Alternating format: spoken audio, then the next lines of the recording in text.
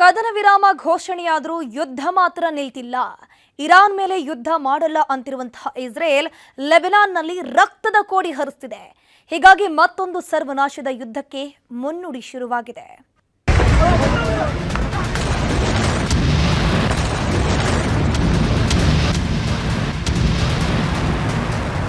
ಹೇಳೋದು ವೇದಾಂತ, ತಿನ್ನೋದು ಬದನೆಕಾಯಿ ಅಂತಾರಲ್ಲ, ಇದಕ್ಕೆ ನೋಡಿ.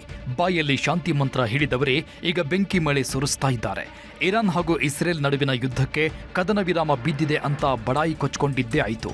ಆದರೆ ಯುದ್ಧ ಮಾತ್ರ ನಿಲ್ತಿಲ್ಲ.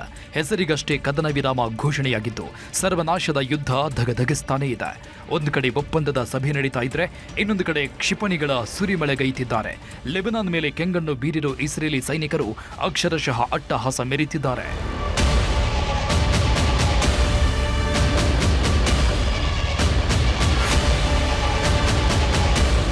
ಇರಾನ್ನಲ್ಲಿ ಯುದ್ಧ ನಿಂತರೂ ಲೆಬನಾನ್ನಲ್ಲೂ ಕ್ಷಿಪಣಿಗಳ ಸದ್ದು ಅಡಗಿಲ್ಲ.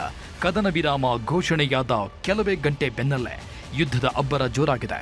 ಇರಾನ್ನ ಕಡೆ ಮುಖ ಮಾಡಿದ ಕ್ಷಿಪಣಿಗಳೆಲ್ಲ ಈಗ ಲೆಬನಾನ್ನಲ್ಲಿ ನರಕ ಸೃಷ್ಟಿಸುತ್ತಿವೆ. ಇದು ಇರಾನಿಗರನ್ನ ಕೆರಳಿಸಿದ್ದು ಸಂಧಾನ ಸಭೆಗೆ ಬಹಿಷ್ಕಾರ ಹಾಕಿದ್ದಾರೆ. ಒಪ್ಪಂದದ ವ್ಯಾಪ್ತಿಯಲ್ಲಿ ಲೆಬನಾನ್ ಅನ್ನು ಸೇರಿಸಬೇಕು ಅಂತ ಪಟ್ಟು ಹಿಡಿದಿದ್ದಾರೆ. ಆದರೆ ಇಸ್ರೇಲ್ ಮಾತ್ರ ಇದಕ್ಕೆ ಒಪ್ಪೋದಕ್ಕೆ ರೆಡಿಯಿಲ್ಲ. ಇರಾನ್ ಮೇಲಿನ ಯುದ್ಧ ನಿಲ್ಲಿಸಿದ್ದೇವೆ, ಆದರೆ ಲೆಬನಾನ್ ಮೇಲೆ ಇಟ್ಟ ಗುರಿ ತಪ್ಪಲ್ಲ ಅಂತಿದ್ದಾರೆ.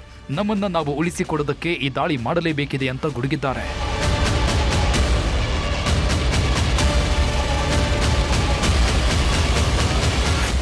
ಅತ್ತ ಸಂಧಾನದ ಮಾತುಕತೆ ನಡೀತಾ ಇದ್ರೆ, ಇತ್ತ ಲೆಬನಾನ್ ಹೊತ್ತಿ ಉರಿತಾ ಇದೆ.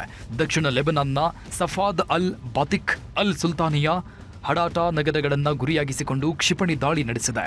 ಹೀಗಾಗಿ ಲೆಬನಾನ್ ಕೂಡ ಇಸ್ರೇಲ್ ಕ್ಷಿಪಣಿ ದಾಳಿ ಶುರು ಮಾಡಿದೆ. ಈ ದೃಶ್ಯ ನೋಡ್ತಿದ್ರೆ ನಿಜಕ್ಕೂ ನಡುಕ ಶುರುವಾಗ್ತಿದೆ.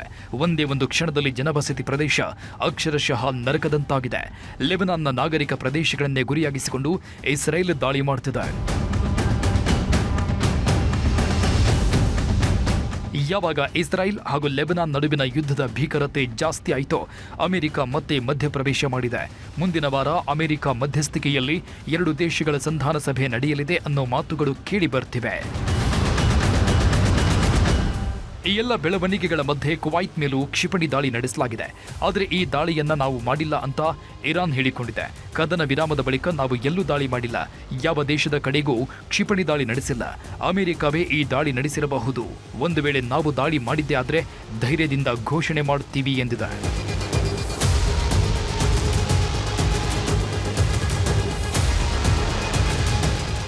ಇರಾನ್ನಲ್ಲಿ ಯುದ್ಧ ಏನೋ ನಿಂತಿದೆ, ಆದರೆ ಹಾರ್ಮುಜ್ ಜಲಸಂಧಿ ಕಂಟಕ ಮಾತ್ರ ತಪ್ಪಿಲ್ಲ. ಹಾರ್ಮುಜ್ ಜಲಸಂಧಿಗೆ ಟೋಲ್ ವಿಧಿಸಿರುವುದಕ್ಕೆ ಟ್ರಂಪ್ ಕೆಂಡವಾಗಿದ್ದಾರೆ. ಹಾರ್ಮುಜ್ ಜಲಸಂಧಿಯಲ್ಲೂ ಯಾವುದೇ ತೈಲ ಹಡಗುಗಳು ಹೋದ್ರೂ ಶುಲ್ಕ ಕಟ್ಟಬೇಕಿದೆ. ಇದು ಟ್ರಂಪ್ ಕಣ್ಣು ಕೆಂಪಗಾಗಿಸಿದ್ದು ಕೂಡಲೇ ತೆರವುಗೊಳಿಸುವಂತೆ ಎಚ್ಚರಿಕೆ ನೀಡಿದ್ದಾರೆ. ಕೊಲ್ಲಿ ಬಿಕ್ಕಟ್ಟು, ಕರುನಾಡ ಜನ ಕಂಗಾಲು. ಕೊಲ್ಲಿ ರಾಷ್ಟ್ರಗಳ ಬಿಕ್ಕಟ್ಟು ಕರುನಾಡನ್ನ ಬಿಟ್ಟು ಬಿಡದಂತೆ ಕಾಡುತ್ತದೆ. ಬೆಂಗಳೂರಲ್ಲಿ ಆಟೋ LPG ಚಾಲಕರ ಪರದಾಟ ಸದ್ಯಕ್ಕೆ ನಿಲ್ಲೋ ಹಾಗೆ ಕಾಣ್ತಿಲ್ಲ ಬಿಡಿ. ಕಾಬಲ್ ಬೈರಸಂದ್ರದ ಗ್ಯಾಸ್ ಬಂಕ್ ಬಳಿ 100 ಆಟೋ ಚಾಲಕರು ಕ್ಯೂ ನಿಂತಿದ್ದಾರೆ.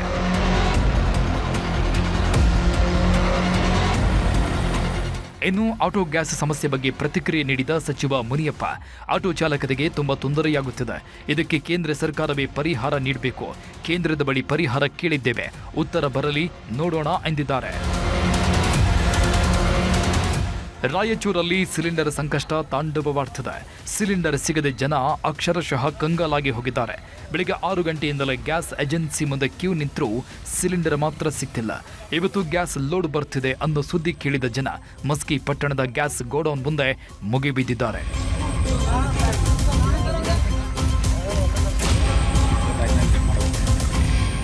ಒಟ್ನಲ್ಲಿ ಕೊಲ್ಲಿ ರಾಷ್ಟ್ರಗಳ ಯುದ್ಧ ನಿಲ್ತಿಲ್ಲ. ಇತ್ತ ಗ್ಯಾಸ್ ಸಮಸ್ಯೆ ತಣ್ಣಗಾಗ್ತಿಲ್ಲ. ಹೀಗಾಗಿ ಜನರ ಪರದಾಟಕ್ಕೆ ಯಾವಾಗ ಮುಕ್ತಿ ಸಿಗುತ್ತೋ ಭಗವಂತನೇ ಬಲ್ಲ. Bureau report, news 18.